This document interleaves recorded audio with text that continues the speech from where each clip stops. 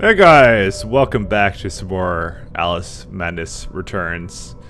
Um, yeah, so here we go. Truth be told, I'm not actually playing this right now. I'm right now doing post-commentary. I don't think I've ever done post-commentary on anything. And it was literally because this is like, for some reason I use DxTory to record shit, and for some reason it was set on the wrong device. I think it was because yesterday I was like fucking around with my USB ports in the back, and I unplugged my microphone and plugged it back in, and I guess DxTory was running. It's like, oh shit, you have no device anymore. And yeah, so here I'm just like looking around for teeth. I don't really know how to do post-commentary. This is a very rare thing for me, so you know, we'll just kind of wing it, and maybe I'll just talk about 3D platformers and other crap like that. I like that guy's teeth. He looks like Bart Simpson. Oh, there's a pig somewhere, huh? Well, there's a flower first, and I think we didn't heal up from last time, so we're just gonna sit in here for a good little while. But yeah, no, I've never done post-commentary on anything. The closest I've ever done is I think I've done a stream of StarCraft 2 where I've commentated on other people playing games, and so that's the closest I've ever come to doing something like this. So it's you know, it's not really my style to do post, because just, you know, I like, what am I doing? I'm like narrating like what the hell is happening on the screen. I'm watching it with you, you know. I'm like your good buddy on your couch, you know, and I'm just like fucking couch surfing, and you know. But anyways, so here I'm like, okay, well, there's got to be something around here, and oh shit, I heard a pig, and there it is. So these pigs are in the most interesting of places. But, you know, I have to say that, you know, even though maybe I miss a couple of them, the pigs are in fairly obvious places, clearly. Epidermis was singed to the third layer, and the rest of her skin was as brittle as carp scales. Hey look, I almost missed a chest. I got it. And so my immediate thought here was, oh god, there must be another one on the other side that I missed. Mike, glad everyone, etc., etc. And then there wasn't, but I'm very glad I landed on this platform, or else it would have been a very embarrassing defeat for me. So, you know, it's an oddity kind of watching your own stuff like in real time, especially without you talking, I guess, because I well, you know, for you it's like nothing, but like, you know, if you ever watch my videos on mute, or if you hate my voice, then you always have my videos on mute, you know. There you go. Oh, there we go, another one of these guys. Yeah, by the way, I didn't lie when I said originally I actually thought the way to beat this guy was to actually manually aim at his bombs. Like, I'm like, how would console scrubs ever do this? And then, you know, I figured out you can tap switch to lock on, so I was the PC scrub today. For that day, or whatever. I'm pretty sure, though, you have to not look at him, though. But yeah. Oh yeah, some people were going on about how I'm not using the hobby horse enough, and there I just attempted to use it, because I think someone said something about chaining attacks, so I'm like, I might as well try it. The thing with the hobby horse, though, it's very much a weapon that's, you have a lot, it has a high recoil for everything, if that makes any sense. Like, you can't block, you can't dodge away, which is very important, especially on this difficulty, to do. So that's why you don't see me actually using it that much. It's supposed to break through enemy defenses, so it's like a very specific scenario. Kind of like the pepper gun is actually the same way. It's only very specific scenarios that you're actually supposed to use it, like in this case, you know. Technically, upgrading the pepper gun is actually not a worthwhile thing. Honestly, I think the Vorpal blade is the best thing to upgrade. And speaking of upgrades, I decided here that I wanted to go get the Vorpal grade upgrade. Oh, shit, I'm so close to 800. And so, you know, there's like 2 chests right there, so it's like, oh well. I'm there! That was totally worth it. And this actually happens, weirdly enough, to be the last upgrade. That's, or I think that's the last one. It's not giving me a price anymore. Or either that, or they prevent you from doing that. Oh god, there's a slug. Stupid slugs. And yeah, I really like this the 4th Vorpal blade thing. That's awesome. So fucking fast. Like, oh dear god. Alice is a monster. So I see here that there's a little timer thing. I'm like, hey, where's that? completely ignoring the fact that there's a platform there before. But you know, usually those lead to like different areas. So it's always kind of, with me, it's a guessing game to figure out which way's the secret path that you want to go sidetrack to, or you know. And I'm still enjoying that really fast attack. I swear that's the best thing. It's I love the speed of those melee attacks. Since this game is mostly focused around melee combat, you might as well equip that. But I think later on I should at least get one hobby horse upgrade or something. And I love how she's holding it here. It's like glitched up. She's not gonna slap someone with a pepper grinder. I had a good hearty laugh. Yeah, so we're almost to the theater here, and I was confused on where to go, but I saw that little air vent thing, and then I'm like, oh shit, I missed two chests, so I might as well go get those. And there's nothing else possibly around here, so at least I think so. You know, I wonder if I'm gonna actually like watch my own shit here and then like kind of see it in post. It's like, oh fuck, I missed a secret, gotta redo it. You know, there's no checkpoints, that's why, you know, I can't exactly like I can't go back in my own video and just go kind of like, oh, well, I'll just rewind, or sorry, I'll just go back to the last save I did, because usually I make like save checkpoints every time. So, alright, well, you know, I'm just looking around for secrets, and I'm going to say hey to the fish. Hey, what's up? And then into here. Well, so we're inside the theater now, and surprisingly, it's not as creepy. It's weird, you know. There's supposed to be something creepy, and I'm watching her tail flicking around. It's actually majestically hypnotic. But I'm trying to see if there's a side path to go to first, because, as I said, I'm very much into trying to find those side paths, because you know, I'm worried about stepping into something that won't let me go back. Even though I've played this, it was a long time ago. I've even streamed this one time, and I've been wanting to do this game for a while. So, oh well. Hey, like a bottle, which we can't get.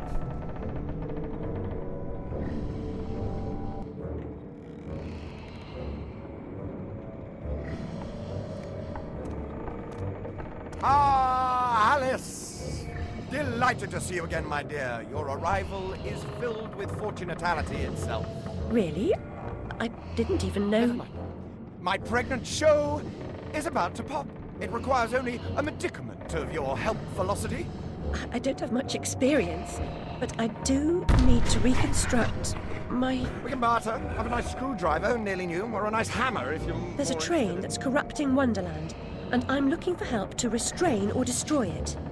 Most vexatious, no doubt, will address that monstrosity directly. That's to say, eventually.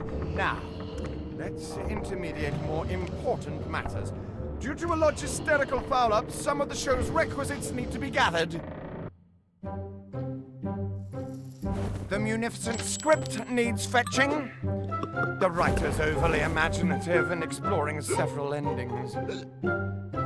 Then you'll need to assemble the show's tune-deft music. And finally, gather our stars! The show's tasteful performers. You should leave now. The essentiality of haste is essential. It hardly seems you're ready for the show. Why can't you assemble these things yourself? An impresario has arrangements. Ducks in a row, fish to fry, calls to Newcastle, etc., etc. Fetch the script from the writer, then we can batter or clatter or natter, as the case may be. Is the writer cantankerous? To a personage of your distinguished repudiation, I blush at the notionality. He's an octopus, by the by. Lives over that way. Ta-ta. Weirdly enough, that's the most normal looking character we've seen in this game so far, despite the fact he has like a peg leg. And this is actually a pretty normal looking area, weirdly enough. So it's like, you know, you're kind of wondering what's going on, because it's like, it's a game about psychological horror. There has to be something that happens. But, you know, we'll see eventually. It's like, the fish are like all around. That's what the fish do. So here I noticed there's a lock that way. Well, it's keyhole, which is where you normally go. And don't even ask me what that looks like. I made a slightly not for children comment about that. I hate these slugs. They're here just to taunt me every time. The slugs hate me. But we can go hop into the keyhole, fortunately enough. And inside keyhole number 1, there's a dressing room. If you spent as much time practicing as you do in Wonderland, you'd be the next Sullivan or Gilbert or one of them. Strangely enough, that's all that appears to be in here. I didn't think I saw a door or anything. I'm like, okay, well, there's it's pretty much a dressing room. There's no way in there, so it's like once you're in the dressing room, you're there forever. So, oh well. You're sufficiently fortified to kick some ass to boot these creatures' nether regions. Oh man, he almost said a swear. This game is now almost PG. Yeah, this is a rather ominous arena. I wonder what's in here.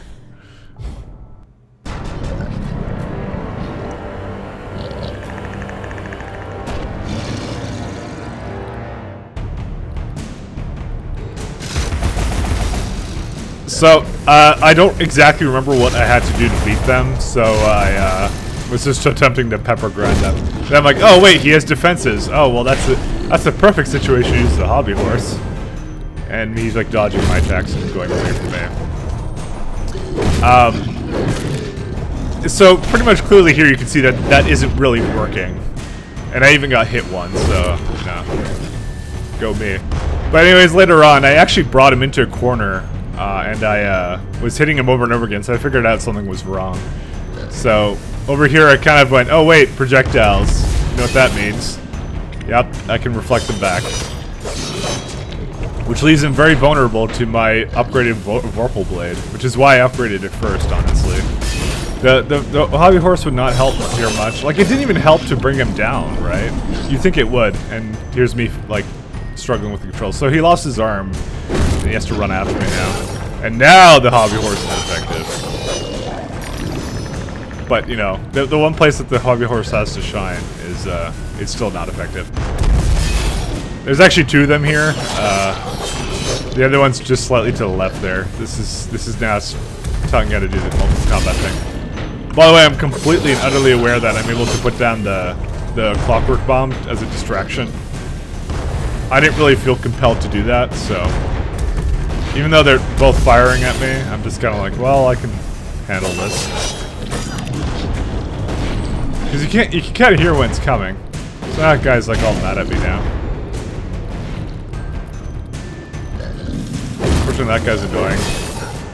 You know, at least the ones that are attacking you from range don't really, they're not very accurate. Particularly, all you have to do is move slightly. I found that the teapots are worse because they have, like, a splash damage. Alright, well, then now he's completely declawed. Which means they're pretty much a pushover.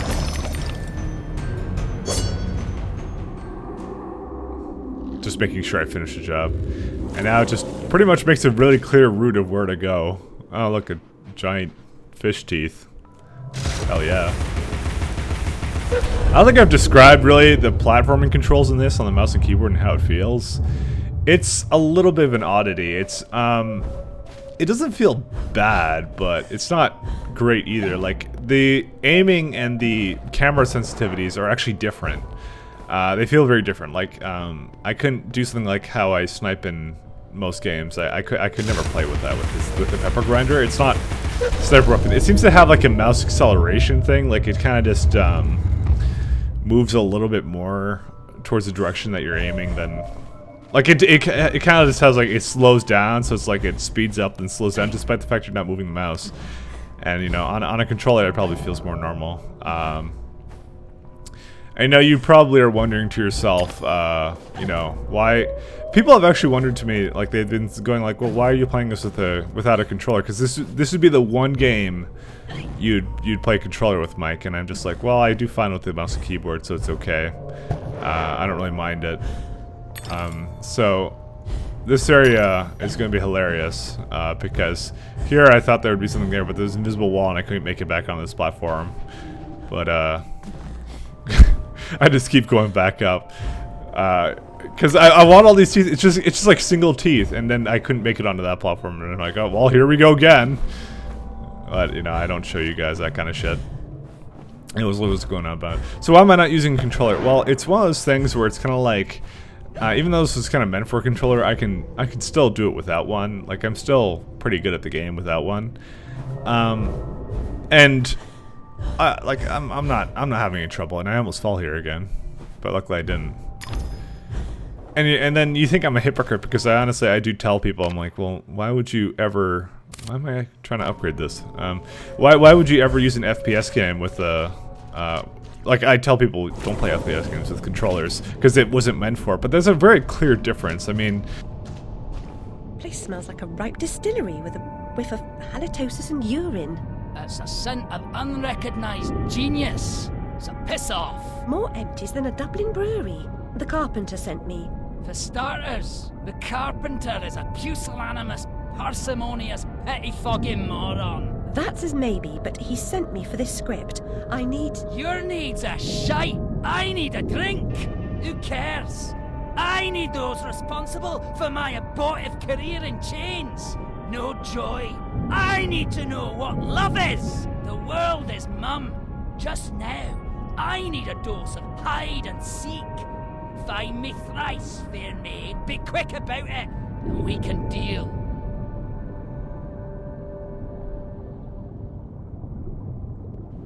I like how her little stance here. It's great. A lifetime hiding his true colors gives him an edge, but he can't conceal the way he moves.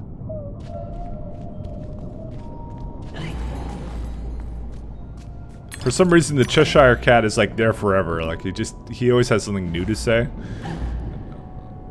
And of course, this is not a place you can go. Very weird with its invisible walls. We can get more commentary. Writing's an apt occupation for an octopus. He never runs out of ink.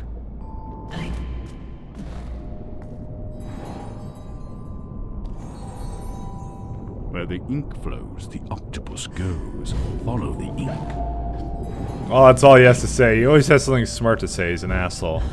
But regardless, so back on controller and stuff. You know, the controller versus mouse and keyboard thing. It's been debated over and over again. I'm not trying to add some sort of debate like mouse and keyboard is better or whatever. To be honest, I won't deny that the controller is probably better for a platformer, but it's not better by much. Opposed to, you know, like a first-person shooter where someone's skilled with a controller and someone's skilled with a mouse and keyboard. It's like night and day. But opposed to a platformer, I don't think it's as obvious because there's really no, the kind of skill stuff that you would see in games like that. It's just. Oh, this is a very weird area, by the way. This is like, it's like just minor teeth everywhere. But there's a lot of teeth here, which is kind of nice. But like, you're supposed to be finding the octopus in these bottles, but I'm just kind of like roaming around. I'm always thinking this place is strange because I'm just always thinking there's a bigger secret somewhere that I'm missing, but I just can't see it. It's the strangest thing. Because usually when there's platforms like this, there's always some sort of reward. But anyways, back on creating debates in my comments about mouse and keyboard versus controller. But to me it's more of a situation like this. If you're playing a single player game and you're playing it on, I'm playing it on Nightmare here, I don't think it makes a difference because it is just you. Like if someone cheats in a single player game, it doesn't matter, kind of thing. It's your own experience. That's all that matters. But I think if you're trying to do an FPS competitively, if you're trying to get an edge, then you want to be using the best control scheme. So there are no, at least I don't know of any 3D platformers that are competitive and have player versus player. It's a game mode that simply doesn't exist. And I wonder if he's in here, because the camera is oddly in this angle. Oh, this is too easy. Okay, he just floats away. Whatever. And I think that's the true difference. I think that's where the argument kind of just breaks apart. Because if you're playing, you know, if you want to be the best at Call of Duty or whatever the fuck you're playing, you know, you can never argue that the controller is ever better for an FPS because it's the analog stick. The analog stick helps for 3D movement, but movement is not a big thing in shooter games, especially, you know, if one has auto aim. And this oddly has a lot of flowers around, so that's my final opinion.